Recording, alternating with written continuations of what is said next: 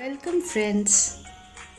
आज बात करते हैं एक ऐसी एक्टिविटी या आर्ट फॉर्म की जो हम सभी अक्सर प्रैक्टिस करते हैं। डूडलिंग या स्क्रिबलिंग। डूडलिंग वो ड्राइंग्स या स्क्रिबलिंग्स होती हैं जो हम यूं ही कुछ सोचते हुए रैंडम थॉट्स के साथ किसी भी सरफेस पर बनाते चले जाते हैं। ये कॉम्पोजिशंस सोचे समझे तरीके से नहीं होती, बल्कि किसी लाइन या एब्स्ट्रैक्ट शेप को रिपीट करते बस यूं ही बन जाती है। डूडल्स हम सभी कभी ना कभी अपनी बुक्स के मार्जिन में या रफ नोटबुक्स में या नोटबुक्स के लास्ट पेजेस पर या न्यूज़पेपर पर ज़रूर बनाए होते हैं। कुछ डूडल्स हमारे थॉट प्रोसेस के साथ चलते हैं और कुछ यूं ही रैंडम ख्यालों में या डे ड्रीमिंग के साथ ही बन जाते हैं।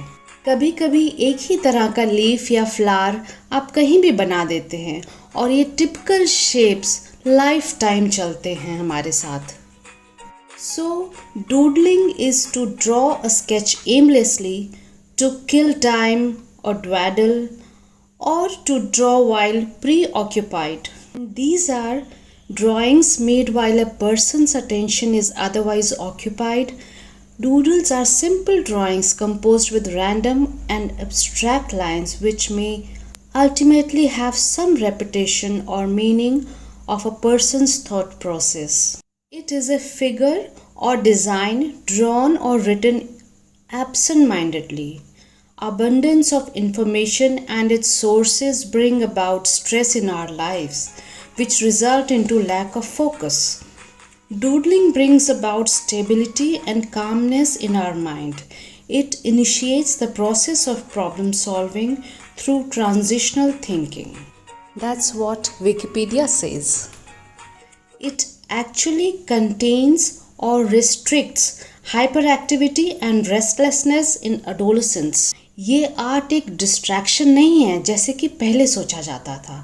इनफैक्ट इससे हमारी कंसंट्रेशन और याददाश्त दोनों इम्प्रूव होती हैं। आड़ी तिरछी लाइनें, डॉट्स, कर्व्स, ये सब बनाते हुए हम थोड़ा सा स्ट्रेस फ्री होते हैं। हम डिफरेंट टाइप्स के फॉन्ट्स बनाने की कोशिश करते हैं, कहीं न्यूज़पेपर से कॉपी करते हैं। So please guys, don't be ashamed of your not so perfect strokes, but rather keep practicing your favorite shape or form on old newspapers and other surfaces. Anybody can draw a line, curve or dots. They are just enough to create an interesting shape.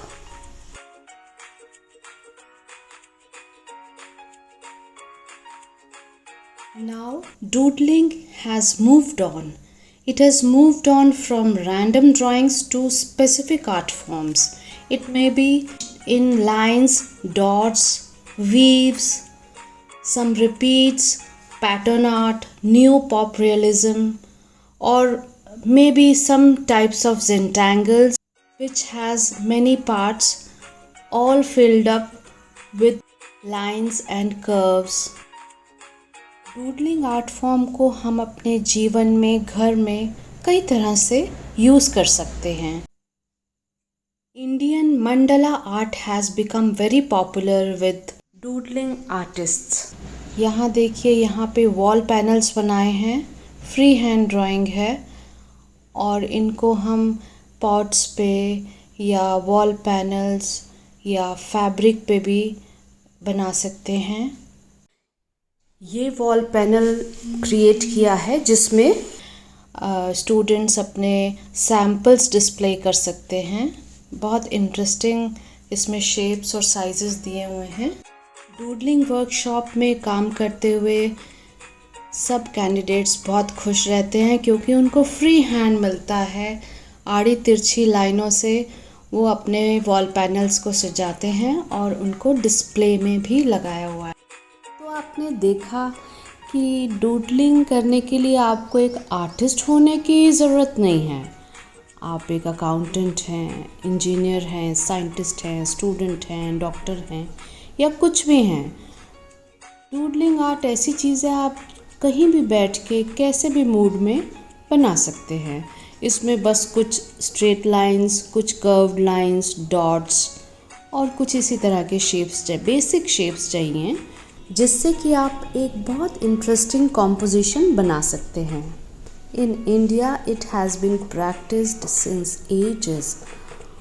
हमारे देश में तो ये बहुत ही प्राचीन काल से इसका प्रैक्टिस होती है, जैसे कि बिहार की मधुबनी पेंटिंग और महाराष्ट्र के वर्ली पेंटिंग्स हैं जो फ्री हैंड होती है। That's all for today friends.